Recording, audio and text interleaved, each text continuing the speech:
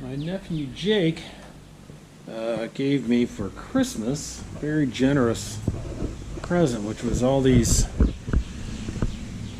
blanks of various hardwoods. And so I asked he and his wife what they would like me to make for them out of one of these, and they wanted a salt and pepper grinder set. I've made those for other people. So I was picking through, trying to figure out which of these would be a good fit for that. Take a day off today and make the salt and pepper grinders for Jake and Renee. But I realized when I woke up, following my plan, you make these, you need to leave room for a tenon at the top of the piece that eventually gets cut off. So I'm already taking the grinder mechanisms that I have for this down from 8 inches to 6 to accommodate this piece of wood, but that does not account for additional room for a tenon, maybe 3/4 if you're really careful. So I'm thinking that just doesn't make sense to use this piece. So I looked through the box again, and now I'm thinking maybe the thing to do is to take a little bit of that walnut. It's plenty thick enough. It's not fully cured, but I think that by the time these get made, so you need like 2 3/4, and that's plenty thick enough. Got some sapwood. I'm thinking I'm just going to cut a couple of pieces out of the top of that.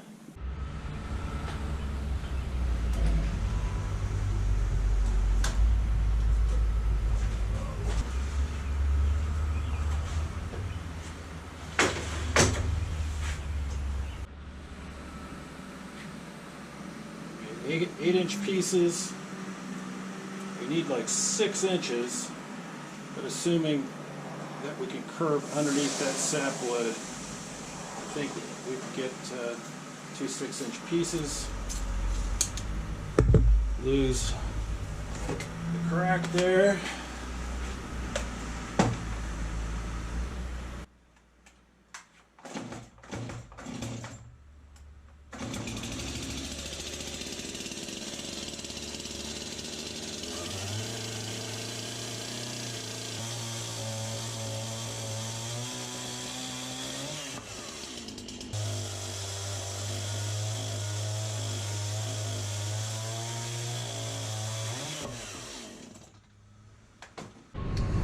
So we want to get 2 pieces, 3-inch or less diameter, and so basically we want to try to divide that right down the middle, taking as little as we can, and then we can come back and cut off the edges.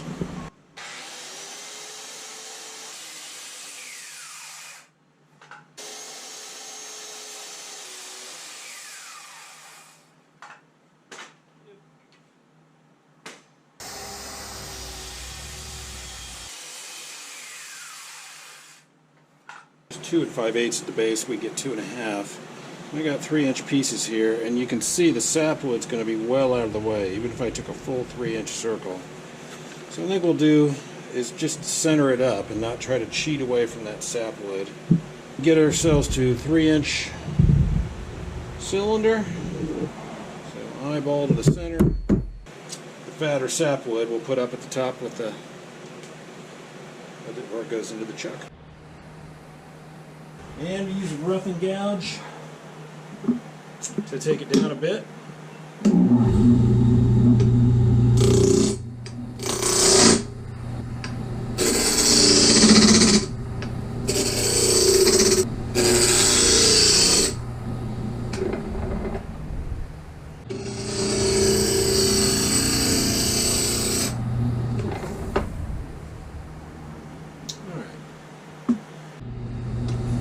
Clean face for the bottom.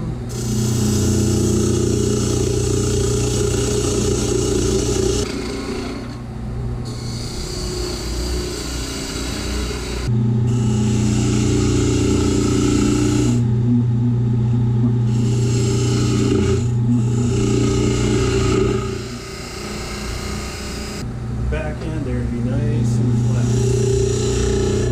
This will be able to go into the chuck just do the other one. Do them in parallel phases.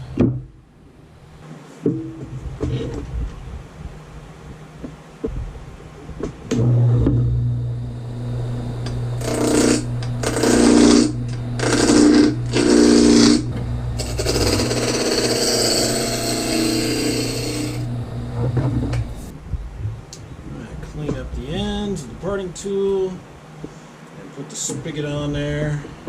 I'm going to get a little bit of the basic profile done while it's still between centers. So this is the actual bottom.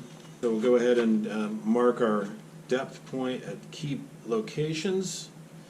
The one thing, this is actually 8 inches, but when we go ahead and separate the top from the bottom, we're going to be creating a little spigot there, so we actually lose the width of that parting tool, so an 1/8 inch. So we really need to be 8 1/8 to mark the top, the diameters at these key points. And then those will be enough, and then of course the actual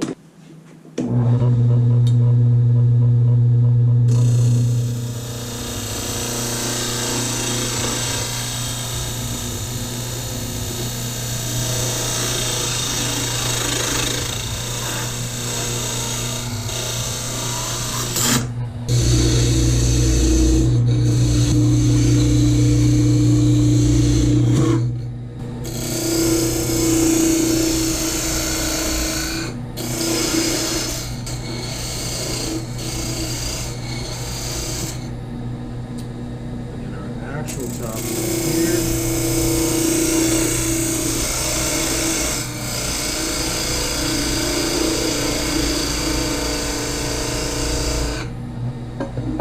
So that should give us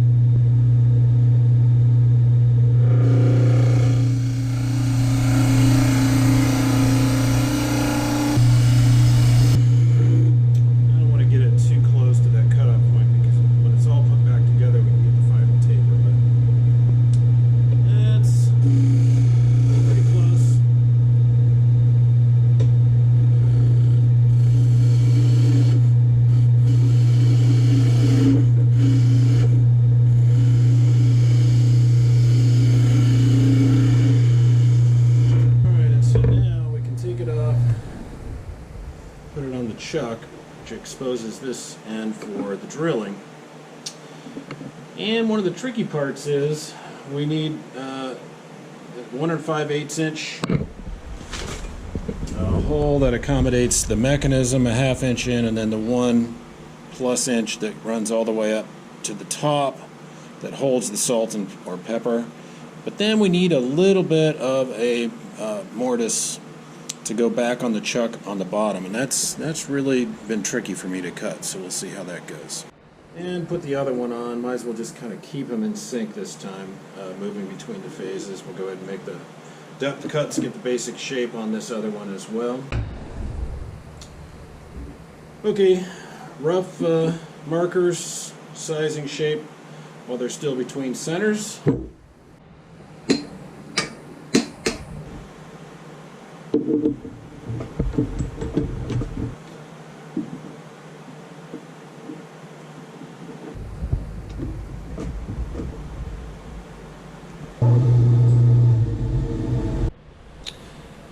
Realized I needed to add the extension on to get this project going. Slow the lathe down.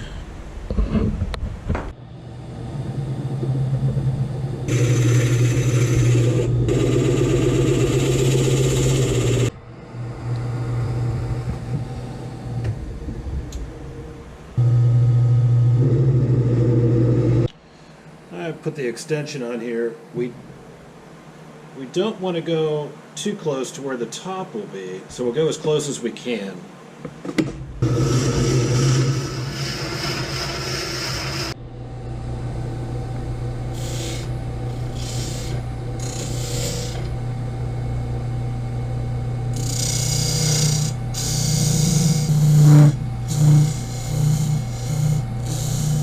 Alright, now we're going to part off the top. We can then put this in the chuck, finish drilling from the top, put it all back under cone center, and start shaping from there. So 5 3/4 is where we cut.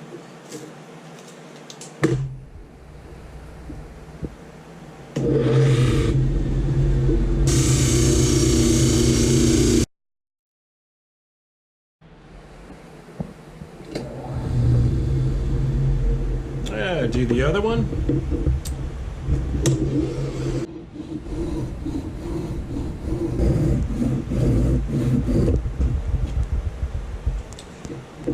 That hopefully becomes the spigot when we finish the holes so these two turn on top of each other. Okay, now we'll finish drilling the hole, which will enable us to fit the top into place.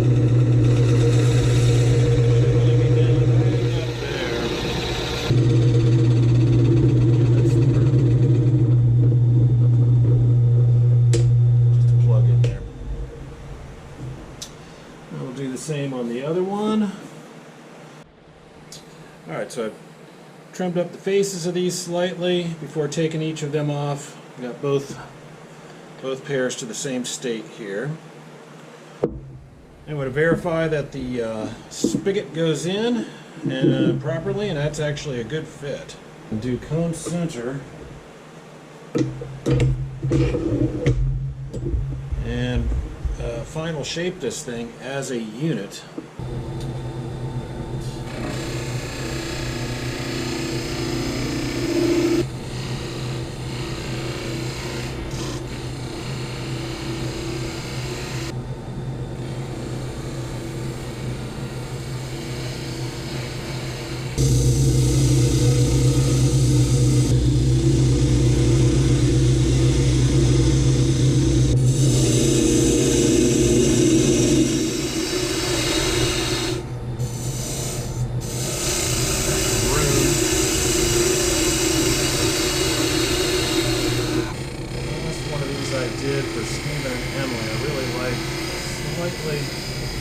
More abrupt turn across that top there.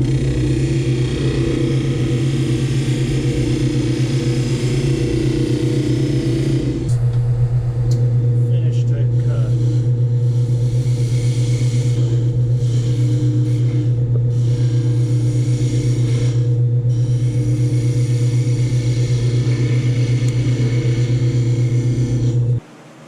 What I'll do is get the other one to this point, do the drill, and then we'll sand it and finalize the cutoffs. Alright, probably could have finished most of the outside, but I want to go ahead and take care of this first. Slow the lathe back down. We need to drill this 5/16 hole so it will come out just beyond that top. 7 3/4. I'm through the worst. The worst is cutting that little guy such that it can go back on. That's even on something you repeat all the time, right? None. You made a hole. You want to turn it on and off? Go ahead.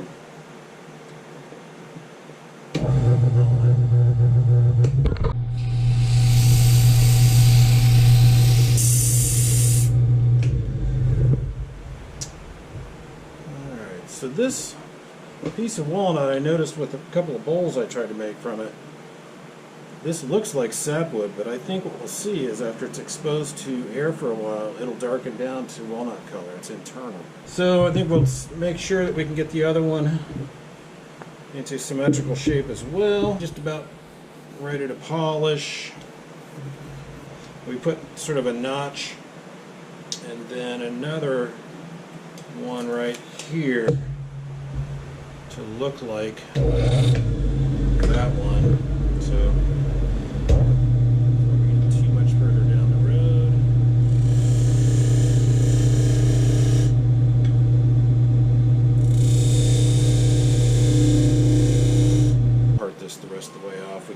put it back on the chuck. Just take another pass at polishing. Looks pretty good, actually. So I part it off, turn it around, put it back in the chuck the other way. And the last little bit of polishing, and put some oil on, and then we can put the mechanism in. Alright, I think we got her all polished up. And we'll go ahead and oil it. I think this lighter shade that looks like sapwood, that runs down the center of these pieces, is actually going to change color to the normal darker walnut. I wouldn't care either way, but it was not actually sapwood. That's beautiful stuff. Mechanism on. Yeah, it's nice. Alright, there's the second one, polished up. Fun part. See the grain come alive.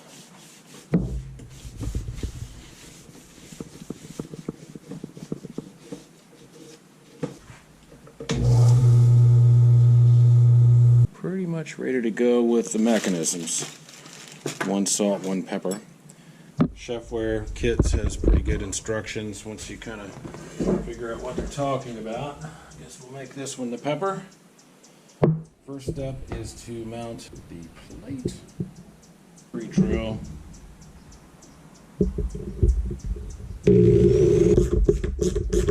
So the way this works is, this guy goes down there. Then this piece fits into that. Then on the shaft, the spring goes there. Finally, there's this retaining clip, and we need to put the last 2 screws through that. It's pre-drill into that clip there. Here we need to be a little bit more careful about the angle, not to come out the wall on either side, obviously. In, align the notches, retaining clip in place like that.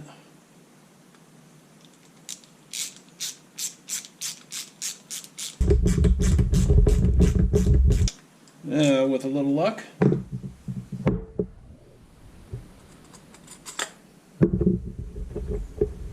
we got a little pea on top for the pepper.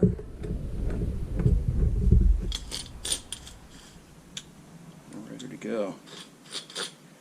And then the salt, pretty similar. They've got different parts to be more anti-corrosive.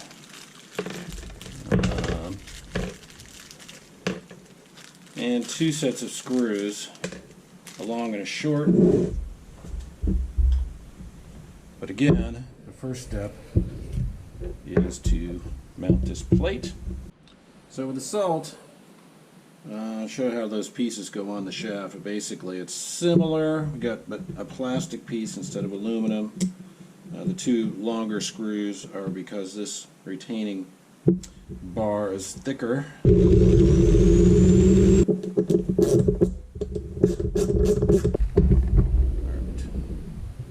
So here's how it should go together. Put the shaft. We got our little, what do we call that? Shaft sleeve. The first piece of the grinder. Got to get it the right orientation. I've gotten that backwards before. The other piece of the grinder, the spacer, and then all of that goes down and is held into place.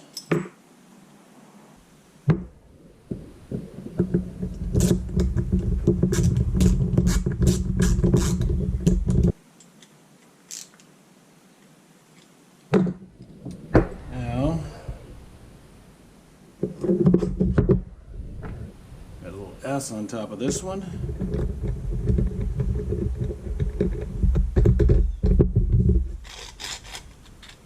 So there we are.